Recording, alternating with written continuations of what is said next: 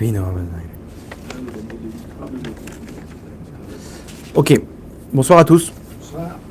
Avant de commencer le cours, Bezrat Hashem, j'aimerais bien le dédier pour la Refoua Shelema, la guérison complète, je dis bien complète, de Ora Aviva Bat Michel, de Anaël Mazal Bat Nelly Aviva, de Corinne Chaya Chmissa Bat Zaira, pour la réussite dans tous les domaines de Sophie Rachel Bat Sarah, et un zivouk pour Sarah Bat Véronique, Rivka, et l'Avdil Ben Achaim Vermetim, Leilou Nishmat Amram Ben Gabriel Stella. Bezrat Hashem, Shinishmato, Tiet Tzroura Betzroa Chaim. Ok, donc le cours de ce soir, c'est un cours qui va faire en fait l'intermédiaire entre ce qu'on a vécu pendant les 3 semaines de Ben Hamed Sarim, ok, donc tout le mois de Av, qui, on va dire que le sujet principal, c'est le Ben Adam Lachavero, c'est l'amour gratuit, l'amour gratuit, la paix, le shalom, etc. Tout ce sujet-là. Pourquoi Hachem il a fait en sorte que ça vient juste avant le mois d'Elul? Le mois d'Elul, c'est le mois du pardon, le mois de la tchouva, de Rachamim, les Selichot qu'on fait le mois d'Elul, parce qu'on demande pardon à Hachem pendant 40 jours, jusqu'à Kippour, comme Moshe Rabbeinu, après le Vaudor, il a demandé pendant 40 jours, et le jour de Kippour, Hachem il lui a dit Salarti Kidvarecha, je vous ai pardonné, et tout. Donc maintenant, quel est le rapport? Pourquoi Hachem il a fait qu'on passe du mois de Av au mois d'Elul? J'espère que dans ce cours-là, vous allez voir, je vais essayer de vous expliquer le lien entre, la liaison qu'il y a entre ces 2 mois, pourquoi Hachem il a fait en sorte de placer l'un avant l'autre. Alors, du mois de Av, donc l'histoire de la destruction du Beth Amikdash, tout le monde connaît la raison, l'histoire de la haine gratuite. La haine gratuite, c'est ça qui a détruit le Beth Amikdash. Le deuxième Beth Amikdash. J'ai dit le premier? Le deuxième Beth Amikdash. Donc, la Gemara, là-bas dans Gittin, elle nous pose la question, elle dit, c'est-à-dire, qu'est-ce qui s'est passé? Elle raconte une histoire, l'histoire de Kamtsa et Bar Kamtsa. Ok? Vous allez voir, maintenant, vous allez voir que c'est pas comme on croit. A priori, quand on écoute l'histoire, on a l'impression que on va mettre, on va dire, la faute sur un des personnages, alors qu'en fait, il fait pas partie du. Il a rien fait dans l'histoire. Alors vous allez voir qu'à priori, on a l'impression que tout vient de lui. Mais nos sages nous disent, à cause de Kamtsa et Bar Kamtsa, le Beth Amikdash a été détruit. C'est quoi l'histoire? Je vous le fais en rapide, tout le monde connaît l'histoire. Mais en gros, il y a une personne, ok, on ne donne pas son nom. Ok, le Baal HaSimcha, celui qui a organisé une réception. Hein? Non. Il organise une simcha. Non, tu vas voir, j'imagine que tu as une autre version, mais je vous donne la version qu'il y a dans la Gemara telle quelle. La Gemara ne donne pas son nom. Il y a quelqu'un qui organise une réception, une fête. Et parce qu'il y a beaucoup de mauvaises interprétations. Kamsa, Bar Kamsa, on a placé que Kamsa c'est lui. La Gemara nous donne, elle ne dit pas que c'est lui. Elle nous donne un mec qui a organisé une fête. Maintenant, lui, il dit il prend un envoyé. À l'époque, c'était comme ça, il n'y avait pas les WhatsApp, t'envoies les invitations. Et il dit, regarde, va me chercher mon bien-aimé Kamsa. Invite-le. Et donc là-bas, le mec, il faisait le tour du village, et il lui disait, voilà, t'es invité à la réception de mon maître. Et lui, il s'est trompé. Au lieu d'inviter Kamsa, il a invité Bar Kamsa. Le marcha, il dit, c'est qui le Bar Kamsa? C'est ni plus ni moins que le fils de Kamsa. Ok, donc regardez bien dans les personnages. Il y a le Baal HaSimcha, celui qui organise la fête, et il y a 2 personnages. Donc ils sont 3. Il y a Kamsa, celui qui devait être invité, le bien-aimé de l'organisateur, et Bar Kamsa, le fils, qui est ni plus ni moins que l'ennemi, contrairement à son père, de l'organisateur. Et l'envoyé, au lieu d'inviter Kamsa, donc le père, il invite Bar Kamsa. Donc, il voit, il me fait l'honneur. Donc super. Il se retrouve à la soirée. Il est en train de manger là-bas le repas. Et d'un coup, le Baal HaSimcha, celui qui organise la soirée, il voit son pire ennemi, Bar Kamsa. Et il vient le voir, il lui dit, je peux savoir qu'est-ce que tu fais là? Alors l'autre, il a compris qu'il y a eu une erreur. Que finalement, il voulait inviter son père, qu'il a invité lui. Il lui dit, écoute, bon, j'ai compris. Si tu veux, je vais partir, mais c'est un peu l'archouma, là, devant tout le monde. Donc écoute, laisse-moi finir de manger, et je pars comme si rien n'était. Mais là, ne me fais pas partir comme ça, tout le monde est en train de nous regarder. Ils vont comprendre c'est quoi le truc. Il dit, regarde, si tu veux, je suis prêt à te payer ma part. Ok, je vais pas te prendre ton argent, t'inquiète pas, je paye ma part, je mange, je m'en vais. Il lui dit, non, tu pars, je te veux pas ici. Il dit, bah attends, écoute, tu vas pas me faire ça quand même. Il dit, écoute, je te paye la moitié de la réception. Tu me dis combien ça coûte, je suis prêt. C'était quelqu'un qui avait pas mal d'argent apparemment. Il lui dit, je te paye la moitié, mais ne me fais pas ça. Il lui dit, tu pars, je te veux pas ici. Il lui dit, je te paye toute la soirée. Il lui dit, non, tu pars. Et Kamtsa, et Bar Kamtsa, il se lève, il voit que les Chachamim, les sages qui étaient assis à la table d'honneur, ils n'ont pas bougé. Et il dit, ça veut dire qu'ils sont d'accord avec lui? Il n'y a pas de problème. Il est parti dénoncer que les Juifs, ils se révoltent. Alors à l'époque, c'était l'Empire romain qui dominait. Il est parti voir les Romains, il leur a dit, les Juifs, ils se révoltent. Ils lui ont dit, pourquoi tu sors ça? Il dit, allez, faites un korban, faites un sacrifice. Vous allez voir qu'ils ne vont pas vous accorder. Ils veulent plus de votre autorité. Et ben, il dit, ok, il n'y a pas de problème. Qu'est-ce qu'il faut pour faire un sacrifice? Ils ont donné une liste de choses. Ils ont dit, ok, envoyez. Ils ont envoyé. Là-bas, sur la route, il lui a fait un défaut dans l'œil. Et là-bas, les Khamim, ils ont vu ça, et on ne peut pas faire de sacrifice. Et de là, tout a commencé. Donc, ils n'ont pas accepté le sacrifice des Romains, etc. Et c'est de là que ça a dégringolé jusqu'à que Titus, il détruise le Beth Amikdash. Tout ça, ça a commencé de quoi? De cette histoire. Je vous pose la question, c'est qui le fautif? Celui qui a organisé. L'organisateur, Ouais. a priori. Et les rabbinim aussi. Et les rabbinim qui auraient pu se lever et dire mais c'est quoi ça? Bah, comme ça, il a pas l'air clair. Ok, je suis d'accord avec toi, mais 2 secondes. Ici, le mec qui vient devant tout le monde, il lui dit sors d'ici. Ça va, 2 secondes, le pauvre, il te paye tout. Qu'est-ce que t'as? C'est si pressé que ça. Et les Chachamim, ils sont là, ils sont en train de manger, ils regardent. Mais parlez, vous pouvez pas laisser faire un meurtre. C'est un meurtre, il est en train de l'humilier devant tout le monde. Mais qu'est-ce qu'elle nous dit la Gemara? C'est à cause de qui? Hein? Ouais, le messager, lui, il avait la tête dans les nuages. Mais la Gemara nous dit un autre terme. Elle nous dit à cause de Kamtsa et Bar Kamtsa, le Beth Amikdash a été détruit. 2 secondes. Kamtsa, c'est celui qui s'est fait humilier. Pardon, Bar Kamtsa, celui qui s'est fait humilier. Kamtsa, c'est son père, il n'était même pas là du tout. Il n'était pas là. Donc, tout le monde interprète comme on a interprété maintenant, mais selon la première phrase, le titre de la Gemara qui nous dit à cause de ces deux-là, ça a été détruit, il faut faire une autre interprétation.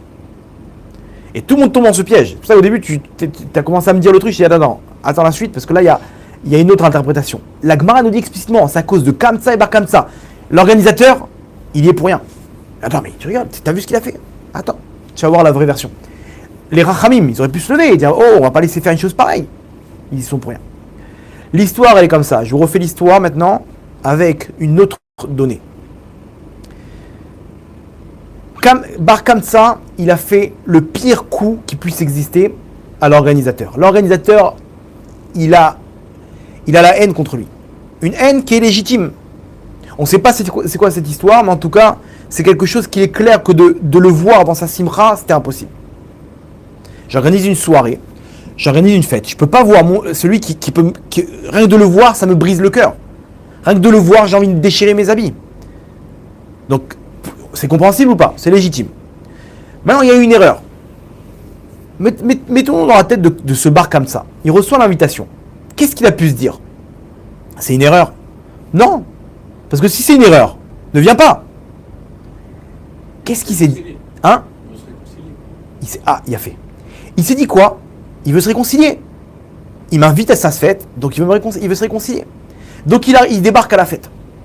Il débarque et il est en train de manger. Il est à l'aise. Pour lui, ça y est. Il m'a invité parce qu'il a envie de faire la paix avec moi. C'est logique ou pas comme raisonnement? C'est logique. Maintenant, l'organisateur, il voit de son côté la scène. Et il comprend la même chose. Mais il se dit quoi? Il se dit 2 secondes. S'il avait compris que c'est une erreur, il ne serait pas venu. Maintenant, donc c'est sûr qu'il a compris que je l'ai invité, que je vais me réconcilier. Donc, c'est à qui de faire le pas maintenant? C'est à Bar Kamsa. Attends, je t'ai invité. Dans la mesure où il se met dans la tête de Bar Kamsa. Tu as été invité. À toi de venir et de venir dire, écoute, ça m'a touché, ton invitation. Je te demande pardon. Dis-le. Et ça y est, on repart dans le truc. Qu'est-ce qu'il fait Bar Kamsa? Il s'installe et il attend que l'autre il vienne se rabaisser. Mais non, mais l'autre il vient de faire le pas, il t'a invité, c'est ce qu'il a fait. Il vient de t'inviter. Dans la mesure, dans le malentendu qu'il y a eu. Il t'a invité. La moindre des choses, il a baissé la tête. À ton tour, viens, baisse la tête. Qu'est-ce que tu veux l'écraser encore plus? Bar Kamsa dans sa tête, c'est lui qui va venir. Je viens à sa fête et il va venir se prosterner. C'est quoi? C'est un ouf. Et l'organisateur, il voit ça. Le Baal HaSimcha, il voit ça, il dit c'est pas possible. J'attends qu'il vienne me voir. Viens, on parle. Mais c'est à ton tour maintenant. Quoi, tu veux à ce point-là, t'es effronté? À ce point-là, t'es orgueilleux? Et il attend. Il voit qu'il vient pas. Ok, il n'y a rien à faire avec lui. Il vient le voir et il dit écoute, est-ce que ça me dérange? Je veux que tu partes. Il est clair qu'il n'a pas dit de la manière dont j'ai fait l'histoire au début où il a affiché. Il a humilié devant tout le monde. Il a dû venir le voir gentiment et lui dire écoute, j'aimerais bien que tu partes. C'est normal. Une autre question, qu'est-ce que le père aussi il est dans cette histoire? Rappelez-vous qu'on nous a dit la Gemara à cause de Kamsa et Bar Kamsa. Le père, il est même pas là. Ah, on verra. Maintenant, vous comprenez que légitimement parlant, tu vois un mec comme ça dans ta fête, ça te fait mal au cœur. Tu te dis ok, il va faire la paix. J'attends qu'il vienne, parce que techniquement il a compris que je l'ai invité. Il vient pas. Je peux pas faire la soirée maintenant avec toi. Moi je suis pas heureux maintenant. Moi j'ai envie d'être heureux. Je sais pas ce qu'il organise, le mariage de sa fille, de son fils, une bar mitzvah, ce que vous voulez. Il a envie d'avoir une joie complète. Ok? Il n'a pas envie d'avoir quelque chose de quelqu'un qui est là et qui te met l'angoisse. Donc il lui dit écoute gentiment, il dit j'aimerais bien que tu partes s'il te plaît. Qu'est-ce qu'il comprend? Il comprend, écoute, c'était à moi. Bon, ok, j'ai compris. Normalement, qu'est-ce qu'il aurait dû dire? Ça va, je te demande pardon. C'est vrai, logiquement, il comprend que c'est à son tour de venir. Mais il n'arrive pas. Il n'arrive pas à se lever et demander pardon. Donc, il lui dit non. Ça va, laisse-moi finir, tu vas pas m'humilier dans tout le monde. Et l'autre, il voit ça, il dit mais attends, mais maintenant, c'est moi qui viens te voir. Tu vois que je suis pas content. Tu vois que j'attends que tu viennes me dire pardon. Je te dis de partir. Ça me plaît pas que tu sois pas venu. Ok, il y a eu un malentendu. Ok, Mina Shamaim. Hachem, il a fait le malentendu. C'est pas l'envoyé, c'est Hachem. Hachem, il veut faire le shalom, il a fait un malentendu. Ok, j'accepte. Mais viens, baisse la tête quand même. C'est pas moi de venir t'embrasser les pieds non plus. Il faut que tu demandes pardon. Apparemment, c'est Bar Kamsa qui lui a fait un sale coup. Donc c'est à lui de demander pardon. Donc le Baal HaSimcha, il dit ok. Hachem, il a organisé le malentendu, j'accepte. Mais viens. Il voit qu'il n'est pas venu, il lui dit vas-y, je veux pas que tu restes. Bar Kamsa, mais ça y est, comprends qu'il attendait, c'était logique que c'était à toi de venir. Je t'en prie, lâche le mot, lâche le pardon. Il te dit, ça me plaît pas, tu aurais dû venir me dire pardon, t'es pas venu, donc je préfère que tu sortes. Ça sert à rien qu'on va rester disputer. Tout dépend de toi, tu dis pardon, on repart. Tu dis pas pardon, qu'est-ce qu'on va faire? Je vais me taper ta tronche maintenant dans ma joie, dans ma simcha. Donc tu pars. Légitime ou pas? Légitime. Qu'est-ce qu'il lui dit Bar Kamsa? Ça va, je peux finir de manger quand même. Il lui dit non. Non, ça me plaît pas. Ça me dérange. Il lui dit écoute, je paye ma part. Non, t'as pas compris. Je peux pas te garder ici. Ça me fait mal. Regardez comme la Torah, elle prend en compte la douleur d'une personne qui arrive pas. Il y a écrit dans la Torah, Lo tisna et achicha bilvavecha. On a l'interdiction de détester notre prochain dans notre cœur. Ça veut dire quoi? Si c'est pas dans notre cœur, on a le droit de détester quelqu'un. Si tu veux parler avec une personne, quelqu'un qui t'a fait un sale coup, la Torah, elle comprend que tu as mal au cœur. Et c'est pour ça que la Torah te dit juste une chose, ne garde pas ça dans ton cœur. Va le voir, parle-lui. T'as pas réussi à régler les choses? D'accord. Il y a une haine, mais elle est plus dans ton cœur. Cette haine-là, elle est légitime. Prends le temps qu'il faut, il n'y a pas de problème. La Torah, elle comprend. Hachem, il comprend.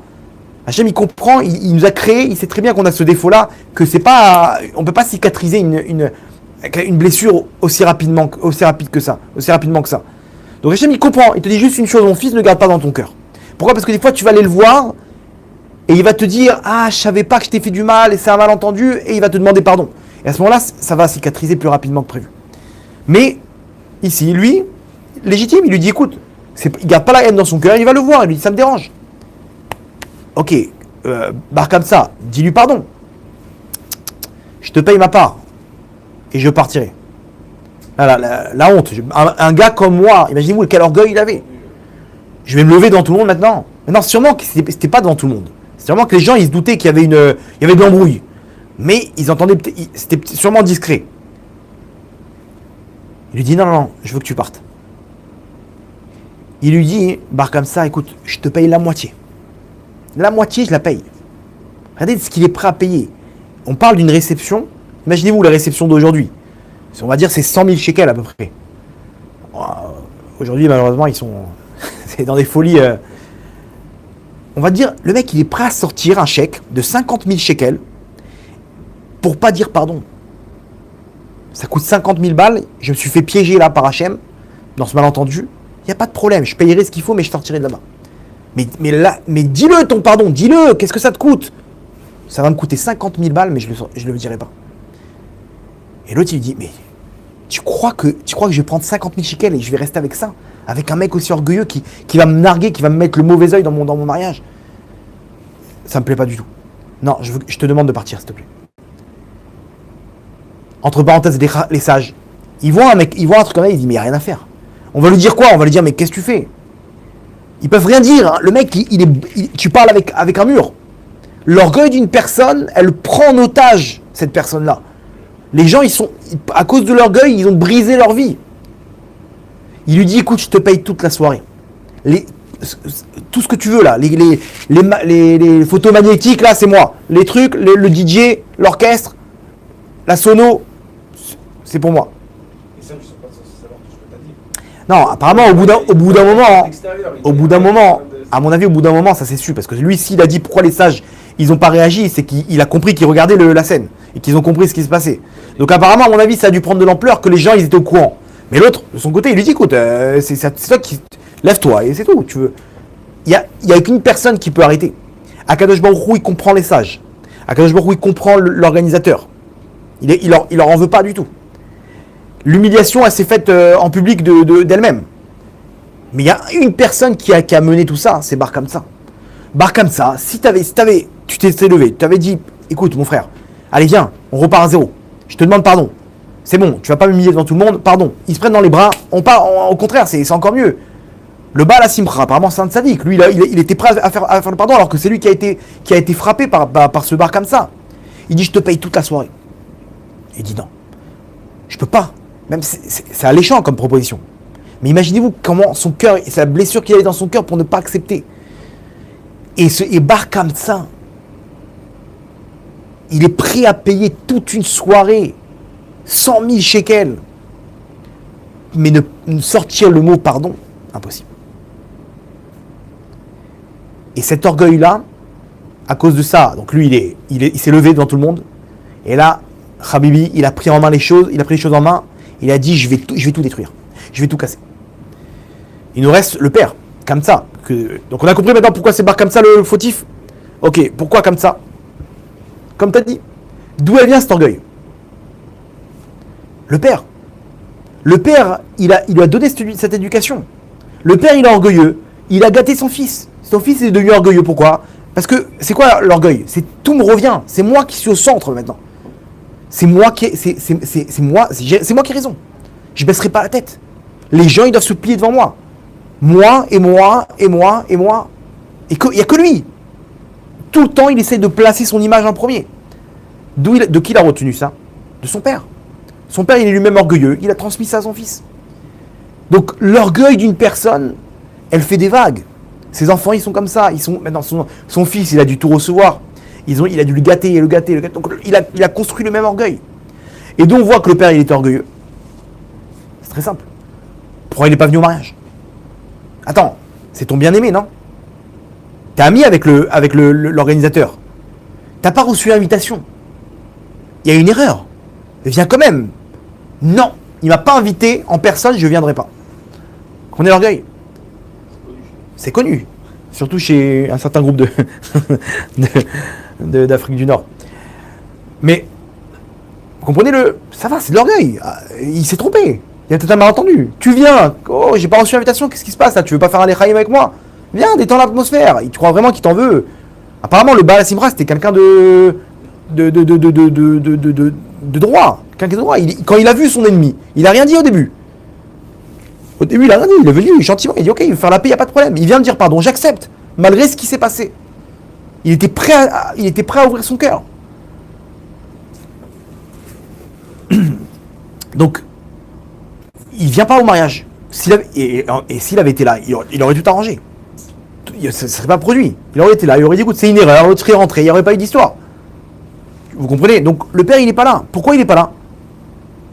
Et mieux que ça, c'est que d'où il retient tout ça? D'où il a cette haine contre le Baal Simra, ce bar comme ça? Parce que le père lui-même, il devait dire, derrière le dos de l'ordinateur, il devait dire du mal de lui. Et l'enfant, il entend ça. Quelle catastrophe ça. Quand les enfants, les parents, ils rentrent d'un mariage, et les parents, toute la soirée, toute la route du retour, et t'as vu celle-là, et je lui ai dit, et je lui ai truc, t'as vu celle-là, comment elle est habillée, t'as vu celui-là, et t'as vu que la belle-mère, comment elle a répondu, oh là là, j'ai vu la honte. Ils refont la soirée entière, la shonara. Les enfants, ils sont derrière dans la voiture, et ils entendent ça des parents. Vous comprenez l'hypocrisie? Et on est là, les grands sourires, les photos, viens, t'es mon frère et tout. Et dans la voiture, pauvre type, quel pauvre type, j'étais là et tout machin. Et tu crois qu'il m'a parlé de ce que je lui ai prêté comme argent. Ah, si je pouvais lui cracher dans son verre, Et le mec, il bat. C'est connu ça, c'est connu chez nous, malheureusement. L'hypocrisie. Les enfants, ils sont derrière, ils écoutent ça, ça rentre comme du poison dans leurs oreilles. Comme du poison, ça rentre dans leurs oreilles. Qu'est-ce que ça crée? Ça crée que l'enfant, il devient pareil. Donc, d'où il est devenu comme ça, ce bar comme ça? Il entendait son père qui a dû dire du Hachonara de lui. Sauf que le bar comme ça, lui, c'est quelqu'un qui n'est pas dans l'hypocrisie. Lui, quand il va à fond. Lui, il est transparent. Quand il déteste quelqu'un, il est transparent. Donc, il fait du mal aux gens. Il n'a pas besoin de faire de planter un couteau dans le dos. Il le fait de pleine face. Dans le cœur, directement. Vous comprenez? Ça, c'est l'histoire. Donc, la Gemara nous dit très justement, à cause de Kamsa et bar Kamsa, a été détruit le Beth Amikdash. Les Chachamim, ils n'ont rien fait. Et le Baal Simcha, il n'a rien fait. Vous voyez comment l'interprétation, on part à 180 degrés là. 360 même. Donc, qu'est-ce qu'on retient de cette histoire? Un mot, il a mis en l'air le Beth Amikdash. Un mot. Et s'il avait dit pardon, il n'y aurait pas eu de destruction du Beth Amikdash. Ah oui, la haine gratuite, l'hypocrisie, regardez. Entre parenthèses, on retient qu'est-ce qu'on doit faire, nous, pour construire le Beth Amikdash. Combien on est dans les mêmes histoires. L'hypocrisie, ça c'est Kamsa. L'orgueil, c'est Bar Kamsa. Ces deux choses-là, elles massacrent le monde aujourd'hui. Les divorces, les 3/4 des divorces, c'est à cause de ces deux choses-là. L'orgueil, ça massacre des couples. L'orgueil, il massacre des familles. Dis-lui pardon à ta femme. Dis-lui pardon à ton mari. Ça, c'est une règle qu'un couple, ils ne doivent pas aller dormir tant qu'ils sont pas pardonnés. T'es énervé, tu viens, tu baisses ta tête, tu dis pardon. Des fois, il y a des divorces à cause, il m'a pas dit pardon. Donc le lendemain, ils sont encore fâchés. Et après, la dispute, elle prend de l'ampleur. Et après, lui, il lève la main. Et après, elle le trompe. Mais si le soir, un des deux, il avait dit pardon, même si tu as raison, mets ton orgueil de côté, tu dis pardon. Dis-le. Pourquoi? Sinon tu ressembles à ce bar comme ça. Non, il n'y a pas. Je divorcerai. Nous, on voit cette histoire, on dit, c'est quel orgueilleux. Mais on est pareil. Le mec, il est prêt à envoyer balader à toute sa famille. Mais regarde tes petits-enfants, ils sont en train de dormir, ils sont tout mignons en pyjama comme ça, tout ça. Mais tant pis pour les enfants. Elle me dit, je lui dirai pas pardon. Vous comprenez? C'est bar comme ça. On a un bar comme ça dans notre cœur. Ce bar comme ça, il est là et il nous empêche de reconstruire le Beth Amikdash. Il faut le briser. Il faut le briser, ce bar comme ça qui est en nous. Cet orgueil, l'orgueil il est là, et à cause de ça, non. Et combien de familles détruites. Il dit, allez, ça va. Mais non, c'est moi qui... J'ai raison. Et alors, c'est ta raison. Tu vois pas le bien de ta famille? Non, je paierai toute la réception, mais je dirai pas pardon. Mais dis-le. Tu vas vivre au Gan Eden. Si quelqu'un il arrive à briser son orgueil, il va vivre un Gan Eden sur terre. Parce que sinon, tu vas renforcer ton orgueil et tu vas vivre un enfer. Demain, il y a un mec qui va te faire une queue de poisson, t'es prêt à faire un accident de la route pour ne pas le laisser passer. T'es prêt à te battre parce que non, il n'a pas à me dire ça. T'es prêt à changer de communauté, t'es prêt à lâcher un limoud à Torah à une étude de Torah parce que le mec il t'a pas dit un mot. Tu vas vivre un enfer et on voit des gens, ils arrivent à un âge avancé et l'orgueil il s'est renforcé, on lui prend sa place, il quitte la synagogue le mec. Mais ça va, c'est pas grave, il s'est trompé. Non, je reviendrai plus monsieur le rabbin, c'est honteux, des histoires, et on remonte, mais pourquoi, comment ça a commencé? Et tu remontes, tu vois que ça cause une bêtise, qu'il fallait juste aplanir les choses. Ça va, c'est pas grave, ben, qu'est-ce que t'as gagné? Je peux pas, je laisserai pas passer. Regarde, t'as tout perdu. T'as perdu ta femme, t'as perdu tes enfants, t'as perdu ta famille, t'as perdu. Et le mec, il est en train de se ronger de l'intérieur, chez lui tout seul, mais il dira pas pardon. Il est sûr qu'il a raison. Donc même si t'as raison, baisse ta tête. Baisse la tête. Parce que Hachem, il va te la relever la tête. Tu vas vivre un Gan Eden sur terre. Fais le pour et le contre, qu'est-ce que t'as gagné? Qu'est-ce que t'as gagné maintenant? Allez jusqu'au bout. L'orgueil, il a détruit le Beth Amikdash et jusqu'à aujourd'hui, il détruit le Beth Amikdash. Comment tu veux reconstruire? Crois-moi que si tu baisses la tête, même si tu as raison, tu vas reconstruire le Beth Amikdash chez toi. Tu auras le Shalom Bayit. Tu auras la Parnassa. Quelqu'un qui se fait humilier et qui dit rien. Hachem, il lui déverse une abondance terrible. Comme ça, il dit le Ramak. Il dit que quand toi, tu mets tes sentiments de côté, Akadosh Baruch Hu, il met ses sentiments de côté. C'est quoi ce sentiment? C'est le fait que ta prière ne doit pas passer maintenant. Tu as des avérotes. Mais Hachem, il dit, comme tu as mis tes sentiments de côté, moi aussi je vais mettre mes sentiments, mes accusations, je vais les mettre de côté. Qu'est-ce que tu veux? Et là, la prière que tu t'envoies, elle est acceptée. Tu as tout à gagner. Vous comprenez? L'orgueil. Hein? Rami Nachman, bien sûr. Il dit comme ça, il dit, comment on veut voir si la personne a fait tchouva? Il se fait humilier. Et il dit rien. Il dit rien. Ça c'est la preuve qu'il a fait tchouva. Pourquoi? Parce qu'il a neutralisé cet orgueil qui est en lui. Cet orgueil, c'est une clipa. L'orgueil, c'est une clipa une clipa d'Amalek qui empêche la Géoula. Bref.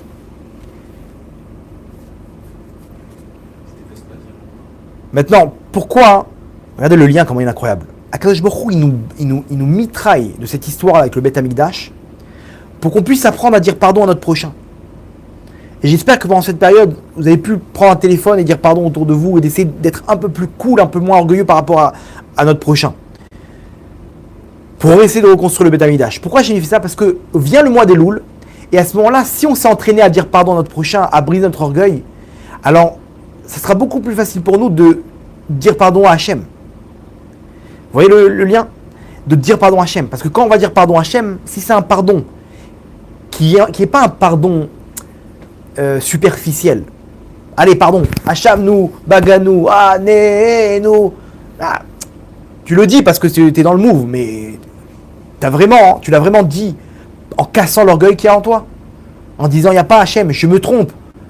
Tahiti, je me suis trompé. Je suis dans le mauvais chemin.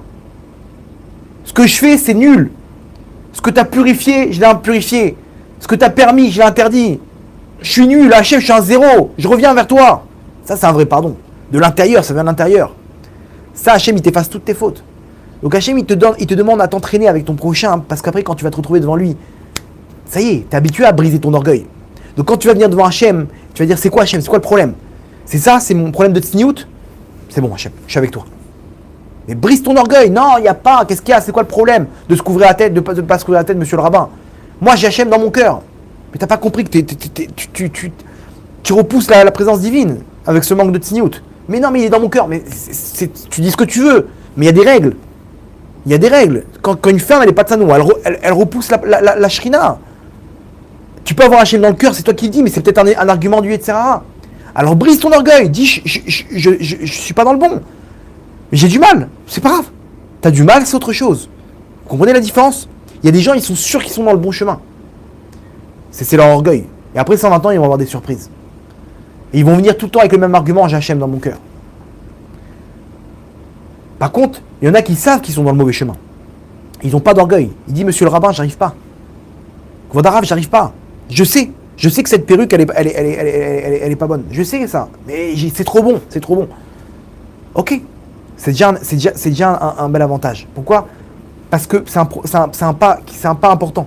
Parce que t'as brisé l'orgueil. Et donc, l'étape d'après, c'est la tchouva. Vous comprenez? Donc, il y avait une histoire avec le Rav Israël de Salant. Alors, Israël Misalander en hébreu. Une histoire incroyable. Vous savez qu'il a monté le mouvement de... On appelle ça Tnouat Moussar. Le mouvement de Moussar. Le Moussar, c'est la morale juive. C'est lui qui a monté ça, l'éthique.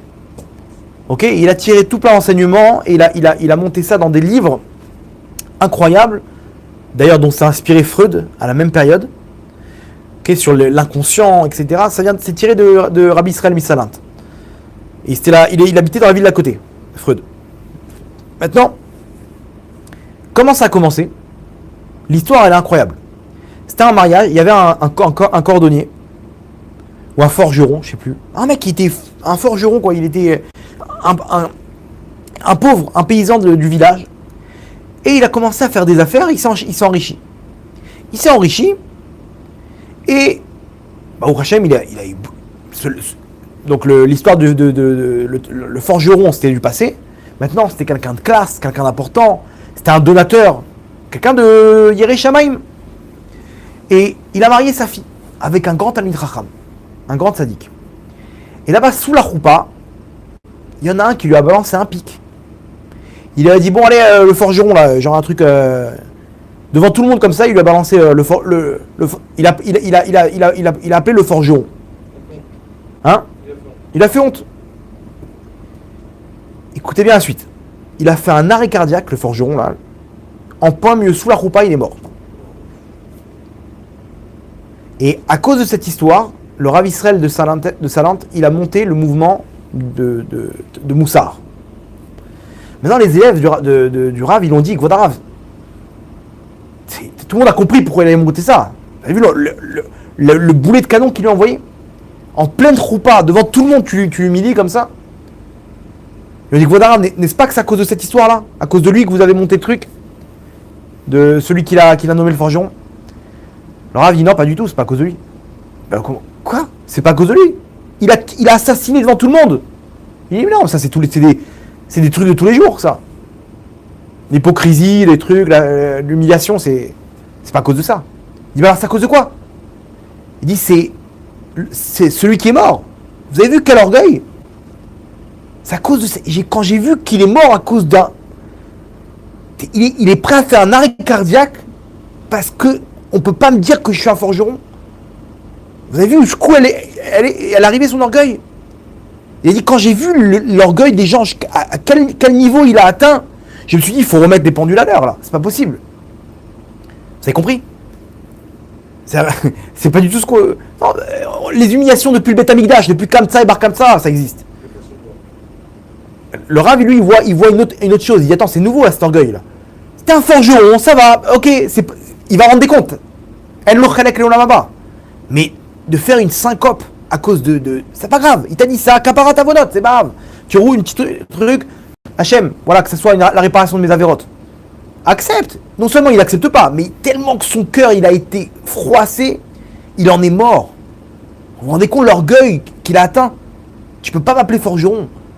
Je suis pas là. Il a construit une montagne, le mec. Tu l'as descendu de sa montagne, il meurt. Là, il a dit ça, c'est impossible. Il faut remettre, il faut rééquilibrer les gens. C'est quoi cet orgueil? Ok. Donc maintenant, on a compris un mot qui peut changer ma vie, c'est ce pardon. si j'arrive à le dire, pas de façon, comme j'ai dit, superficielle, ce pardon, il doit venir de briser cette clipa des forces du mal qui prend en otage mon cœur, qui est cet orgueil. Quand j'arriverai à briser cet orgueil, alors à ce moment-là, une personne, elle peut changer toute sa vie. Elle peut changer tout son mazal.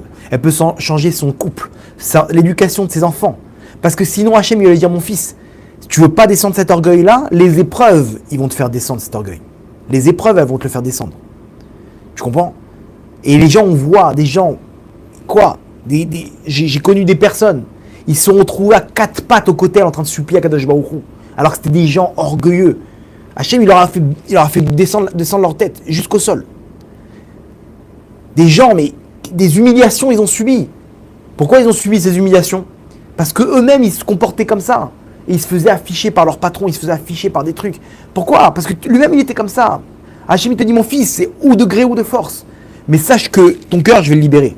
Ou mal Hachem, et levavra va être levav zarecha. Comme ça, écrit dans la Torah, Hachem, il va circoncire ton cœur. Il va circoncire notre cœur.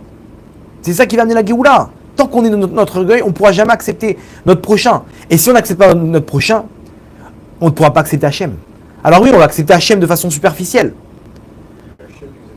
On va dire Hachem, on est là, t'inquiète pas, on vient en prière, etc. Mais Hachem, dans ton cœur, t'es pas là, mon tzaddik. Oui, mais attends, j'étais là qui pour? Non, j'ai fait tchouva. T'as fait tchouva avec ta bouche. Tu m'as dit, tiens Hachem, prends la tchouva. Ok, c'est bon, tu peux me donner ma parnassa maintenant? Hachem dit, dans ton cœur, je veux l'avoir la tchouva. Mais j'arrive pas dans mon cœur. C'est normal, alors viens, apprends maintenant.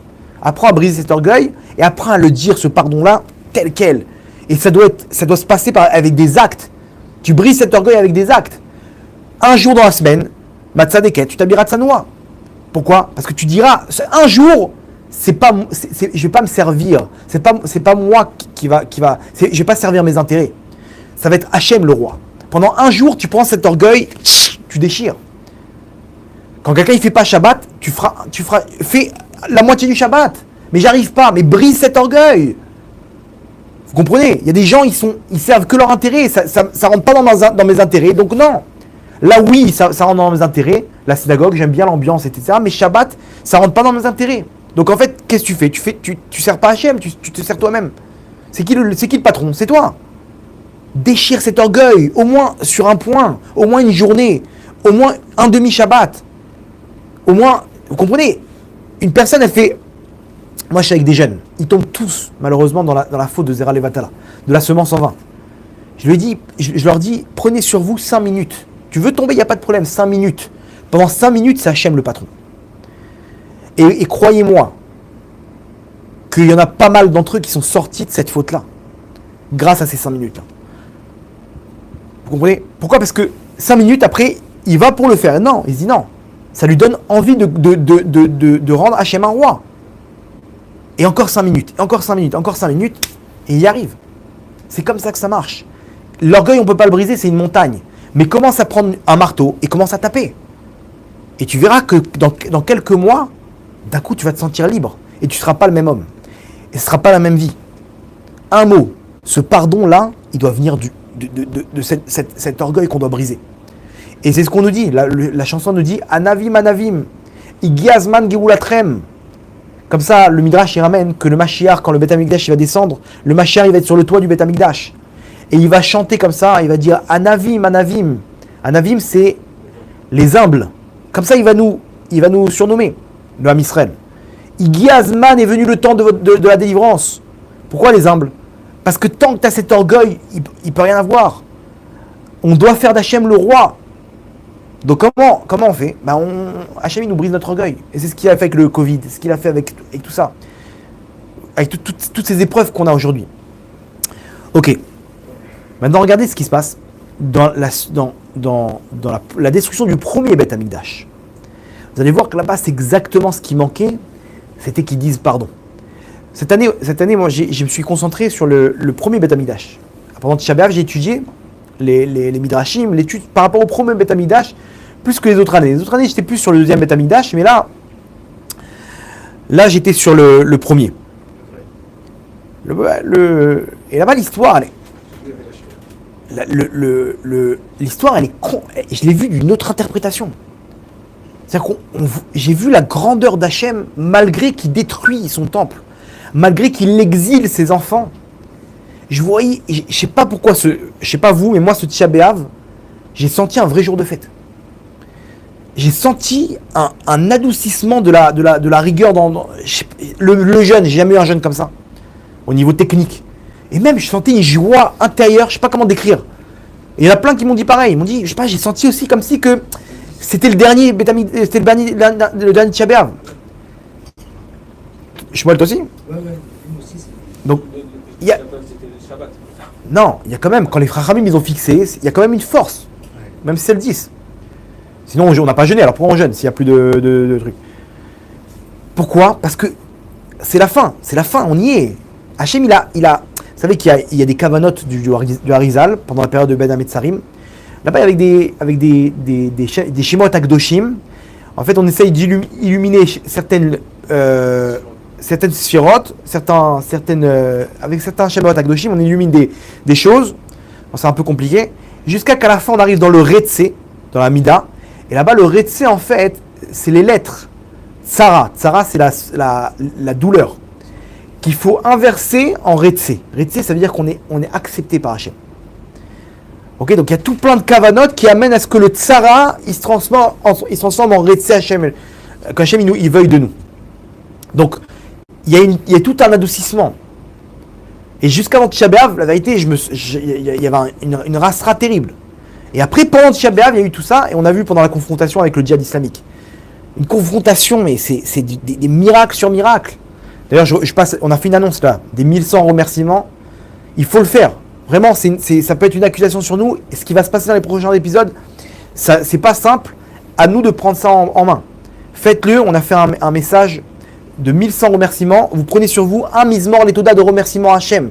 Quand vous prenez sur vous, vous mettez un like. Comme ça, on arrive à 1100 likes. On saura qu'il y a 1100 personnes qui ont pris ce. Et même si vous voulez dépasser que tout le monde le fasse, le maximum de gens, même si on est 10 000, au contraire. De montrer à Hachem, regarde, on te remercie, que ça ne soit pas une accusation contre nous, que tu nous donnes encore des miracles comme ça. Hachem, il a annulé Tisha B'Av cette année. Comme à l'époque de Bilam. À l'époque de Bilam, il avait préparé des choses pour maudire le Ham Israël. Hachem, ces choses-là, il les a annulées pendant un mois. Hachem, cette année, il a annulé Tisha B'Av. Il y a eu la même confrontation il y a 2-3 ans avec le djihad islamique. C'était le même dôme de fer. Les missiles, ils ont amélioré depuis. 1100 missiles. Un seul blessé. Le dernier qu'ils ont voulu atteindre, un de leurs cousins, leurs frères arabes, à Ashkelon. Un seul blessé, un arabe. Des miracles sur miracles. Et les 160 missiles, ils sont tombés à l'intérieur de Gaza, dont un, il a fait 6 morts. Un missile, il peut faire 6 morts. 500 qui sont tombés dans les terrains vagues. Mais c'est quoi ça? C'est que les missiles, ils sont automatisés. Comment c'est possible? Akadosh Baruch Hu, c'est lui qui s'est interposé cette année. Il a annulé Tisha B'Av. À Tisha B'Av, on n'a pas de mazal. Akadosh Baruch Hu, il n'est pas là à Tisha B'Av. Il a voilé sa face à l'époque du premier Beth Amikdash, du deuxième Beth Amikdash, la nuit de cristal, l'Inquisition, ça s'est passé pendant ces périodes-là, le Gush Katif. Hachem, il a voilé sa face. Là, Hachem, non seulement il n'a pas voilé sa face, mais il s'est interposé. Vous comprenez? Donc là, c'est spécial. Quand j'ai étudié, j'ai vu la grandeur d'Hachem, j'ai voyé comment il attendait un mot qui demande pardon. Qu'est-ce qui s'est passé?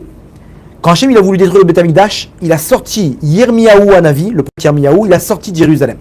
Parce que tant que le tzaddik il était présent, Hachem ne pouvait pas détruire le Beth Amikdash.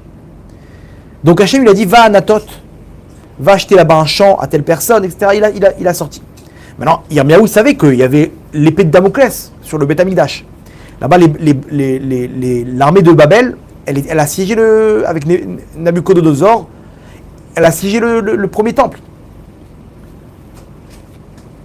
Mais Yirmiyahu, il savait qu'il y avait une chance que le décret soit annulé. Le décret, on pouvait l'annuler. C'était entre nos mains. Il sort de Jérusalem, et Akadosh Baruch Hu, il donne l'ordre aux anges de détruire le Beth Amikdash. Et quand ils sont arrivés, les Babyloniens, le temple était déjà brûlé par les anges. Yirmiyahu, il revient. Donc il y a le général de l'armée, Nebuzaradan, c'est lui qui a détruit le temple. Le général de Babel, de l'armée de Babel. Quand Yirmiyahu revient, il voit la fumée. Il s'est dit ça, Baruch Hashem, ils ont fait tchouva. C'est les Korbanot, Korban Tamid qui reprend. Il était content. Et plus il avance, plus il voit que c'est le Beth Amikdash en lui-même qui brûlait. Et il commence à pleurer, il déchire ses habits, il dit Hachem, pourquoi Il a compris qu'Hachem, il avait arnaqué. Et il commence à prier, il dit non, Hachem, annule. Et bon, c'est trop tard.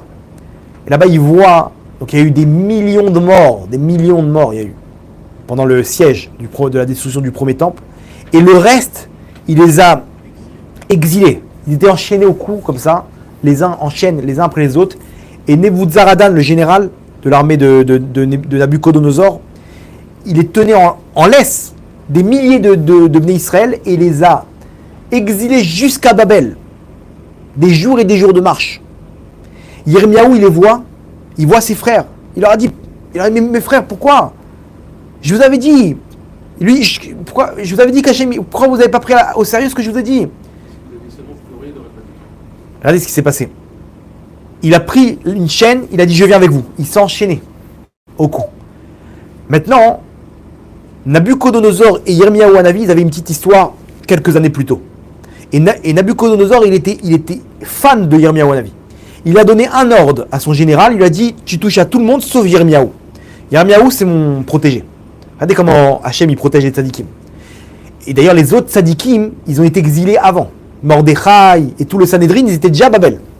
Eux, c'était les tzadikim, mais aussi, ils n'ont pas été touchés par la destruction du premier temple. Pendant le premier exil. Maintenant, Nebuzaradan, il voit Yirmiyahu, il tremble de peur, il dit non, Gvodarav, s'il vous plaît, enlevez la chaîne là, que vous n'avez pas une égratignure là, sinon c'est moi sinon je vais prendre. Yirmiyahu dit non, je pars avec mes frères. Il dit Gvodarav, ça va rien changer que vous venez avec nous. Donc, s'il vous plaît, moi j'ai l'ordre de mon roi, je ne peux pas vous prendre avec nous. Il dit, mais il commence à pleurer, Yirmiyahu Hanavi. Il dit, mais je ne peux pas laisser mes frères, comment c'est possible? Il dit, Gvodarav, c'est interdit, je m'interpose, vous ne pouvez pas venir avec nous. S'il vous plaît, restez à Jérusalem. Maintenant, Akadosh Baruch Hu, il s'adresse à Yirmiyahu Hanavi. Il lui dit, mon fils, tu veux partir toi avec eux ou moi je pars avec eux? Il faut qu'il y en a un qui les accompagne, mes enfants. C'est ou toi ou moi? Yirmiyahu, il a les yeux vers le ciel, il dit, Hachem, est-ce que moi j'aurai la force je pourrais les accompagner, mais est-ce que j'aurai la force de les ramener en Israël? Toi, tu l'as fait en Égypte, tu auras la force de les ramener. Donc pars avec eux. Hachem dit ok, alors reste-toi à Jérusalem. Et Yirmiyahu, il leur dit, écoutez, je reste à Jérusalem. Et là, tous les Bnei Israël, ils commencent à pleurer. Yirmiyahu Hanavi, il voit ça, il dit, mais pourquoi vous n'avez pas pleuré avant? Si vous avez eu ce pleur avant, le Beth Amikdash, il n'aurait pas été détruit. Et c'est maintenant, écoutez bien, maintenant que les Bnei Israël, ils ont pleuré, ils ont dit quoi? Ça y est, tu nous abandonnes. Tant qu'Yirmiyahu il était là, il leur tapait avec le bâton, avec des remontrances. Il dit, ça va, arrêtez les rabbinim là, avec votre troisième guerre mondiale. Ça y est, laissez-nous tranquille, là. Montez en Israël, c'est bon, laisse-moi tranquille. Tout le temps avec la Russie, la Chine, la guerre nucléaire, c'est bon, l'Iran, on est où? Laissez-nous tranquille. C'est ce qu'il leur disait Yirmiyahu Hanavi. Il leur disait, le Beth Amikdash avait détruit. Mais ils aimaient quand même, ils aimaient la présence des rabbinim. Ils savaient que c'était eux qui avaient raison. Mais quand Yirmiyahu il est plus là, et là ils ont pleuré. Et Yirmiyahu Hanavi leur a dit, mais pourquoi vous n'avez pas pleuré avant? Si vous avez pleuré avant, le premier temple n'aurait pas été détruit. Maintenant, Nebuzaradan, il prend tous les Bnei Israël, avec lui, le reste, les exilés, et il reçoit un ordre de Nabucodonosor. Il dit, écoute-moi bien, pas une pause, tu les prends, et sans interruption, tu les amènes à Babel. Pourquoi? Attends, ils vont mourir, c'est pas grave. Parce que les Bnei Israël, s'ils font le point, si tu les mets en pause 5 minutes et qu'ils font tchouva, tu te rends pas compte de la grandeur de leur Dieu. Leur Dieu, il peut annuler le décret et les faire revenir à Jérusalem, et à ce moment-là, on aura perdu la guerre. Toi et moi, tu veux qu'on garde notre place? Il faut pas qu'ils fassent tchouva. Parce que leur Dieu, s'ils font tchouva, il peut les ramener à Jérusalem. Donc, il leur a dit, ne les laisse pas faire, pas une pause. Il ne faut pas qu'ils prennent conscience. Occupe-les. Et Nebuzaradan, il les prend sans interruption jusqu'à Babel. Arrivé à Babel, ça y est, le décret il a été mis en place, ils ne pourront pas repartir. Donc il les a laissés se reposer sur les fleuves de Babel là-bas. Le fleuve de Babel, ils étaient là, tous les Bnei Israël, ils étaient en l'air. Ils étaient tous fatigués, ils ont commencé à boire de l'eau. Il y en a plein qui sont morts parce qu'ils étaient habitués à l'eau. Là-bas, le fleuve de Babel, il était à Shamir Hachem. Ils ont bu là-bas, il y en a plein qui sont morts. Ils étaient déshydratés, ils étaient... Vous vous rendez compte quelle épreuve? S'il y en a un qui avait pris conscience, il avait pleuré à Hachem, il avait dit pardon, mais pas un pardon stam, un vrai pardon comme on parle maintenant. Hachem, il aurait renvoyé tout le monde en Israël. Vous vous rendez compte de quoi on parle? La force de la tchouva. On n'a pas conscience, Rabotai, on n'a pas conscience. Nabucodonosor, il a conscience de la grandeur d'Hachem, nous on n'a pas conscience. Il lui dit, si tu les laisses prendre conscience, ils vont faire tchouva. S'ils font tchouva là-bas, il y en a un qui commence à pleurer, il dit pardon Hachem, je t'en supplie, j'arrête l'idolâtrie. Hachem il dit stop, c'est tout, on les renvoie en Israël. C'est fou ou pas? Là-bas, Nabucodonosor il les accueille, il était sur son bateau. Il leur dit She'ulanu Meshir Tzion. Tout le monde connaît Al-Neharot Bavel là-bas, le Teilim. Il leur dit Sham Shoalenu She'ulanu Meshir Tzion. Nabucodonosor il leur dit ah c'est vous le Beth Amikdash? Faites-nous une petite démo là de ce que vous chantez là-bas au Beth Amikdash. Maintenant il avait toutes ses idoles avec lui. Qu'est-ce qu'ils ont dit? Ernashir et Shir Hashem al Atmat Nechar. Comment on pourra chanter le chant d'Hachem qu'on chantait là-bas au Beth Amikdash dans un pays d'exil devant des idoles? Il y a marqué là-bas qu'ils ont fait semblant de préparer leur violon. Ils ont pris leur pouce avec leurs dents et ils ont arraché leur pouce. Comme ça, ils ne pouvaient pas les obliger à... Tous. Regardez Hachem ce qu'il leur a fait. Hachem leur a dit, pourquoi vous n'avez pas fait ça avant? Ils ont compris, ils ont pris conscience, ils ont dit, quoi? On ne l'a pas fait pour Hachem ça. On va le faire devant Nabucodonosor et devant des idoles? Ça non. Vous vous rendez compte ce qu'ils ont fait? Quel sacrifice. Donc, grâce à ça, Hachem, il leur a dit, parce que vous avez fait ça, je vais vous renvoyer. voilà, et là-bas il y a eu toute l'histoire avec Rachel, etc. Et Hachem il a vu le sacrifice, il leur a dit je vous renverrai, vous inquiétez pas mes enfants. Ils ont posé leur violon là-bas, ils ont suspendu leur violon et ils ont arraché leur pouce pour pas chanter devant. Mais ils ont pris conscience, regarde, si on avait fait ça devant Hachem, Hachem a dit vous voulez pas le faire devant moi, vous allez le faire devant une idole. Et là ils ont pris conscience, ils ont fait tchouva. Et Hachem il les a ramenés. Vous vous rendez compte? Ça veut dire que dans toutes ces histoires, on voit quoi? On voit pas comment Hachem il a détruit le temple, combien il y a eu de morts, combien il y a eu d'exilés. On voit comment en fait c'est juste qu'on était pris par le mal. On était pris par la Yetzirara et Hachem à chaque moment il disait mais mes enfants, je peux pas vous laisser continuer comme ça. Je peux pas vous laisser revenir après 120 ans et me dire Hachem, pourquoi tu nous as pas fait faire tchouva?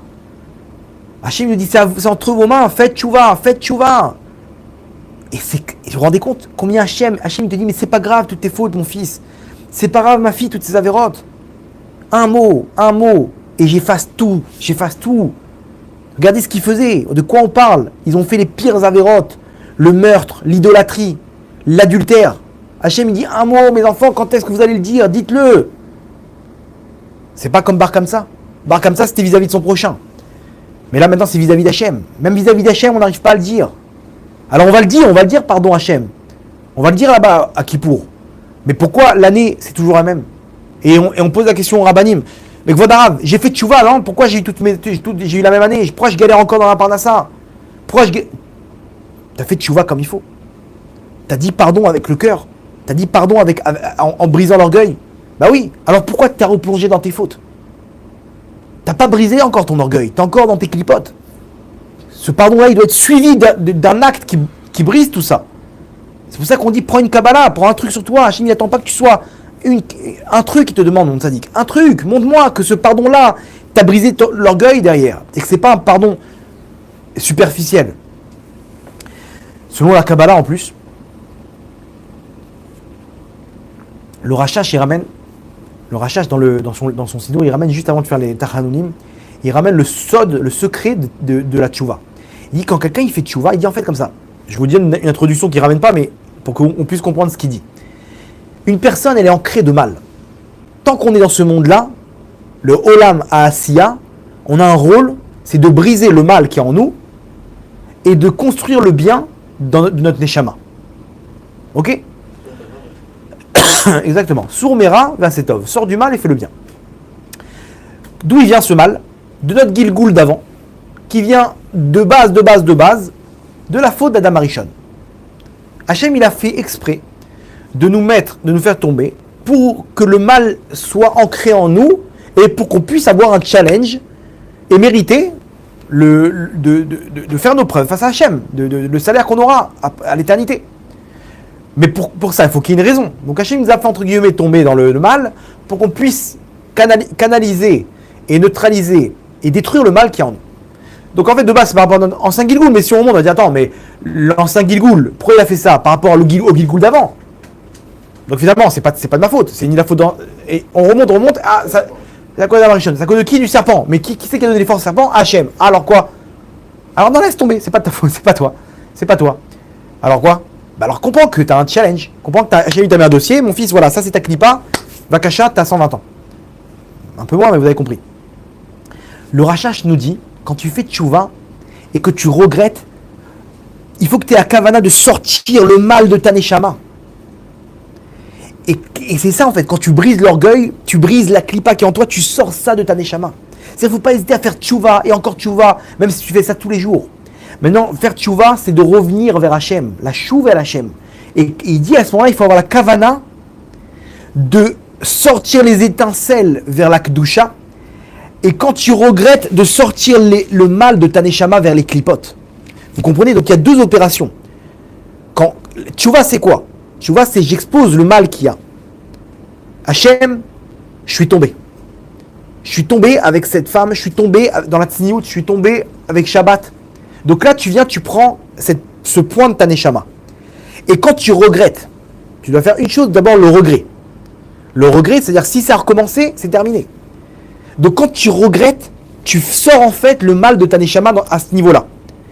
Maintenant, tu prends sur toi, sur l'avenir, de ne plus recommencer. Même si tu sais que tu vas recommencer. Pourquoi? Parce qu'à ce moment-là, tu prends le bon qu'il y a et tu le rentres dans la Kedusha. Et donc c'est terminé. T'as fait le tri en fait dans ta neshama. T'as viré le bien et t'as rentré le bon, t'as accroché le bon à la Kedusha. Vous vous rendez compte? Donc là, tchouva, faut pas voir ça comme quelque chose de péjoratif. Non, faut voir ça comme une voiture qui prend des coups et qui doit changer l'huile et qui passe au garage faire une vidange, c'est tout. Et tous les ans, on a le kippour pour le faire. Donc on fait tchouva, le Baal Shem Tov dit avec la simra. T'es tombé, tu fais tchouva direct, ça te prend 3 secondes. On doit vivre avec la tchouva tout le temps, tous les jours. Pourquoi? Parce que c'est comme ça, on est en guerre, on prend des balles.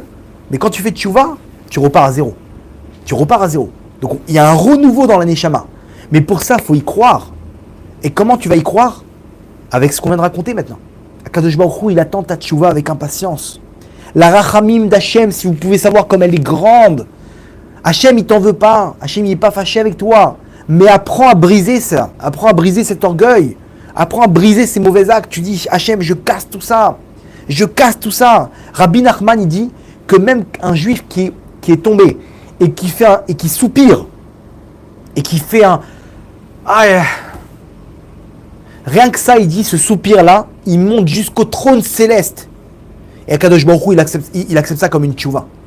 Il faut avoir la émouna de ça. Donc quand on entend une voix dans notre tête qui nous dit « Laisse tomber, toi tu vas faire tchouva », c'est ni plus ni moins que le Yitzhara. Tu as fait tchouva, t'avances. Ouais, mais je suis encore dans le mal. C'est pas grave. On a tout notre temps. Mais prends un point, et déjà commence le travail, commence le nettoyage.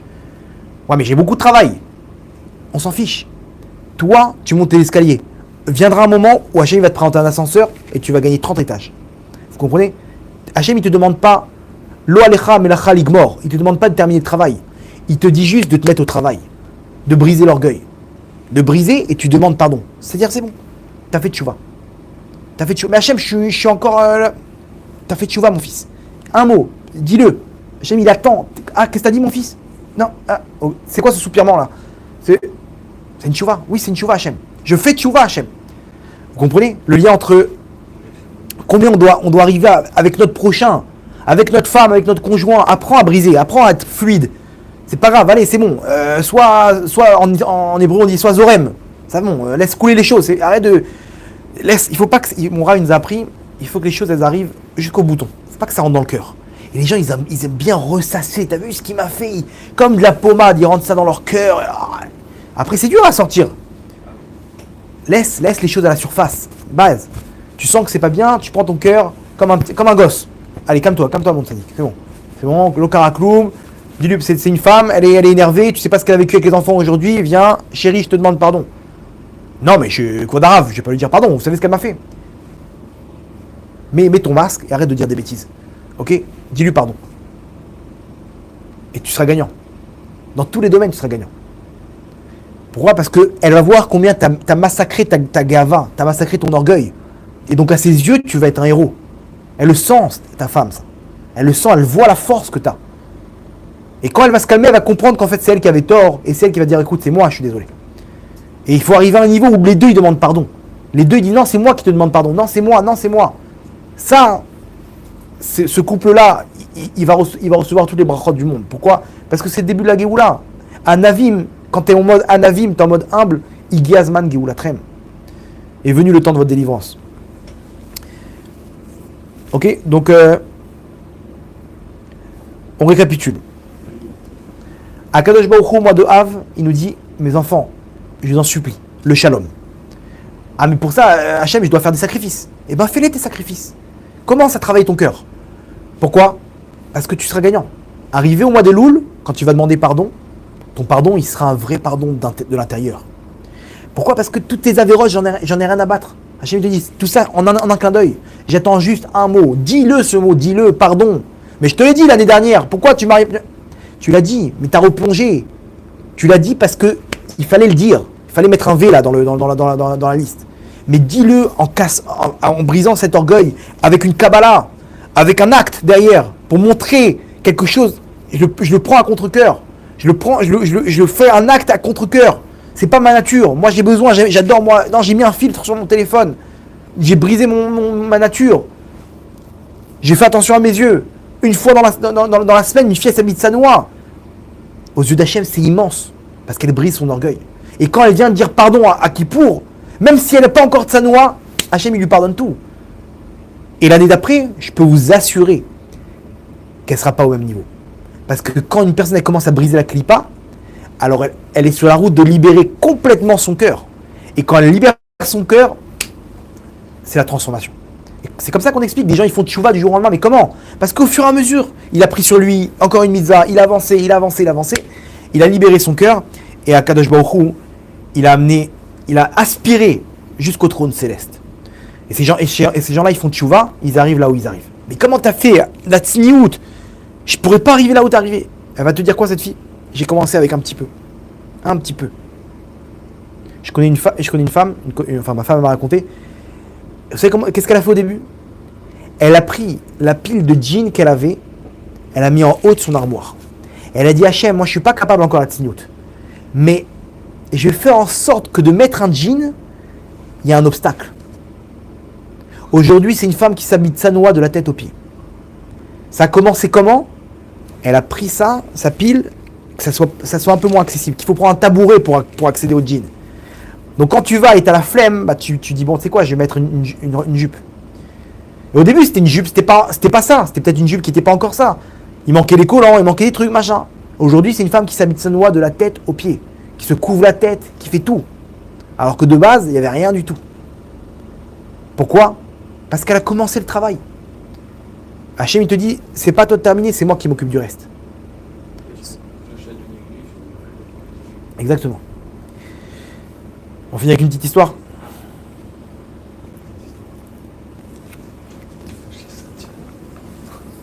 Vous avez douté, hein. Il y avait un jeune Allemand. Un Allemand. Un non-juif. Non, il y a quelques années. Il a une dizaine d'années peut-être. Il y a quelque chose qui le dérangeait, c'est comment son peuple il arrivait à faire cette atrocité de la Shoah. Et il allait de musée en musée, et chaque fois il pleurait, il disait mais c'est pas possible. Quelqu'un de patriote, ça lui il n'a pas connu ça. Hein, quelqu'un qui est né après la Deuxième Guerre mondiale. Il se dit mais comment des monstres? Mon peuple c'est un peuple de monstres. Comment c'est pas possible. Vous demandez à un Allemand aujourd'hui, il dit mais comment vous vous rendez compte, aujourd'hui on vit avec les Allemands comme si c'était en été, mais il y a des animaux qui se cachaient derrière la génération d'avant, quoi. Jusqu'à qu'il est parti à Yad Vashem, le musée à Jérusalem. Et il a vu l'ambiance, les Juifs. Il dit, mais en plus, qui on a tué? On a tué des gens de valeur, des gens beaux, gentils, souriants. Il a vu, moi je me rappelle quand j'étais en terminale, on a fait un voyage d'études en Israël, et on avait une prof d'histoire, une non-juive. Là-bas, il y avait des accompagnateurs, des profs qui venaient accompagner. Elle a demandé à nous accompagner. Elle a dit, je ne connais pas Israël. Elle-même, elle est dans l'histoire. Donc, c'est intéressant de connaître un pays qui est plein d'histoire. Israël, c'est plein d'histoire. Et je la voyais pendant ces jours. Elle disait pas un mot. Je la voyais, elle était en mode comme un enfant comme ça, qui hyper surprise.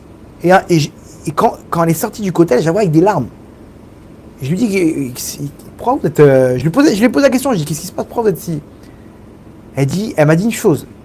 Elle m'a dit, je m'attendais à arriver à Jérusalem. Elle m'a dit, je vais vous dire la vérité. Elle m'a dit, je m'attendais à venir à Jérusalem et voir des tanks dans la rue et des soldats. Elle me dit, je vois des soldats, je vois des jeunes comme vous, de 16, 17, de 18 ans, souriants, des jeunes qui s'amusent, etc. Alors que moi, j'ai l'image de barbares que nous montrent TF1 et France 2. Elle dit, je vois des jeunes qui ont envie de vivre, qui sont là en train de trucs. Je vois des jeunes qui défendent leur patrie, qui auraient pu être en famille maintenant, qui auraient pu être en train à la plage, en train de kiffer entre potes, qui sont là en train de défendre leurs frères. Elle a dit, je m'attendais à voir des tanks dans la rue, je m'attendais à voir des pauvres Palestiniens par terre en train de se faire... Elle dit, je vois un peuple humain, Vous vous rendez compte Et donc lui, il arrive à Jérusalem, il voit les Juifs, il dit, mais c'est pas possible. Qu'est-ce qu'ils ont fait? C'est eux qu'ils ont exterminé, qu'ils ont voulu exterminer. Il s'est renseigné sur le judaïsme. Il s'est renseigné jusqu'à temps qu'il s'est converti. Là, il a fait une demande de conversion. Et il est arrivé au plus haut niveau dans sa conversion. Tu connais l'histoire?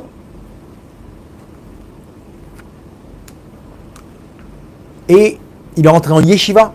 Il a étudié la Torah, c'est devenu un Talmid Racham. Son père, il était mort. Et sa mère, elle est encore vivante. Il s'est marié. Il a eu 2 enfants. 2 petits garçons. Et bon, il était toujours en contact avec sa mère. Un jour, sa mère, elle appelle et lui dit, écoute, j'ai une chose à te raconter. Elle lui dit, quoi? Ton père, il est encore vivant. Quoi? C'est une blague? Il dit, ouais. Figure-toi qu'il était en prison non, il s'est échappé, etc. Il a quitté l'Allemagne. Il nous a abandonnés. Par contre, j'ai une mauvaise nouvelle, c'est que c'est un officier SS. Quoi? Je veux jamais entendre parler de lui. C'est un monstre. Elle dit, écoute, c'est ton père quand même. Non, non et non. Comme beaucoup de nazis, il y en a plein qui sont échappés. Ils sont partis en Argentine, ils sont partis aux États-Unis, en Russie. Et bon, il vit avec cette horreur de se dire, mon père, il a tué des juifs, alors que lui-même, il est juif. Maintenant, il est juif. Il voit ses frères, il dit, quoi, mon père, c'était un nazi. Quelques années plus tard, il reçoit un coup de fil de sa mère, elle lui dit, écoute, ton père, il est entre la vie et la mort. Je t'en prie, viens quand même. Viens, c'est pas grave. Au moins, qu'il demande pardon au peuple juif. Lui, il voulait pas, c'était hors de question pour lui. Et il lui dit, maman, tu sais quoi? Je vais venir. Je veux qu'il me voie en tant que juif. Je veux qu'il voie que son fils, il est devenu ce qu'il a détesté toutes ces années. Et ce qu'il a voulu détruire. Et tu sais quoi? Je vais venir avec mes 2 enfants. Et je veux qu'ils voient ces petites sadikim avec leurs péotes comme ça. Et il arrive là-bas, en Allemagne. Il voit son père sur un lit d'hôpital. Et il lui dit, papa, j'ai une question à te poser. Une question. Qu'est-ce que tu as fait pour mériter que ton fils, il rentre dans le peuple juif, le peuple élu, et que tu aies des petits-enfants qui soient dans un Talmud Torah, qui sont Kodesh Kodashim, qui sont purs, d'une pureté? Qu'est-ce que tu as fait? Tu as fait quelque chose pour qu'Hachem te donne une descendance comme ça? C'est juste ça ce que je veux savoir. Le reste, ça m'est égal. Son père, il commence à fondre en larmes. Il dit, c'est ce que j'ai fait mon fils. Et il dit à la fin, quand on savait que les Américains ils arrivaient, on a sorti tous les Juifs des chambres. On devait les rentrer dans les trains pour les amener dans d'autres camps. Et il dit, maintenant il y en a un qui me dit, fais le tour des chambres pour voir s'il reste personne. Il dit maintenant, celui qu'on trouve qui n'est pas venu à l'appel, une balle dans la tête. Il dit, je suis retourné, je fais le tour des chambres, rien du tout. Dans la dernière chambre, je vois rien, je vais pour partir, j'entends un bruit. Et je vois quoi? Sous le lit, il y a 2 petits enfants. J'avais une voix dans ma tête qui me dit, vas-y, mets-leur une balle dans la tête. Je voulais en découdre avec eux. Quoi, ils ont pas écouté l'ordre. J'ai chargé mon fusil et j'ai une autre voix dans ma tête qui a dit, laisse-les partir. Et j'ai écouté cette voix. J'ai dit, pourquoi? Pourquoi faire du mal alors que je peux les laisser partir? Et je leur ai dit, partez vite. Et en pleurant, il dit, tu sais quoi? Ces 2 enfants-là, je les vois, c'est les mêmes que tes 2 enfants à toi. Ça, c'est l'histoire. Vous savez ce qui s'est passé? Hachem, il a sauvé 2 enfants. Les deux enfants qu'il a sauvés, Hachem, il lui a donné. Les 2 enfants de Tzadikim, Théorim, Hachem a dit, tu les as sauvés, je vais te les donner.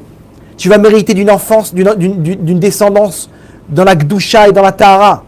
Pourquoi? Parce que tu as sauvé 2 enfants. Mais Hachem, regarde combien il a tué. C'est vrai, il va rendre des comptes sur ça. Mais derrière le mal, il a arrêté. Comme Yaakov qui a attrapé le talon d'Esav. Il a fait tchouva à son niveau. Si un soldat SS nazi, il a fait tchouva à son niveau, et alors qu'il aurait pu terminer le travail, il a décidé de sauver 2 enfants. Regardez ce qu'Hachem lui a donné.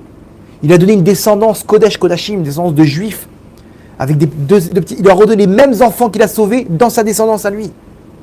Avec un fils qui est dans la Torah et les mitzvot. Alors qu'il a fait une chose. Il a stoppé le mal qu'il y avait à l'intérieur de lui. Imaginez-vous, nous, quand on va pour faire du mal et quand on arrête le mal. Tu es en train d'arrêter le mal qu'il y a dans le monde. Quand tu vas pour tomber avec cette Goya, arrête tout ça une fois, tu sais pas ce que tu fais, une fois. Comme lui, il a fait 2 enfants, il a sauvé, mais il a tué peut-être des milliers de juifs. Hachem aurait la récompense qu'il a donnée.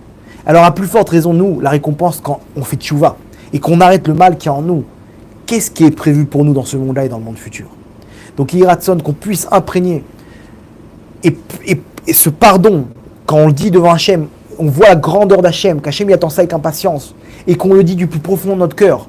Et vous allez voir comment ce pardon-là, il va faire descendre muraille après muraille pour nous rapprocher d'Hachem.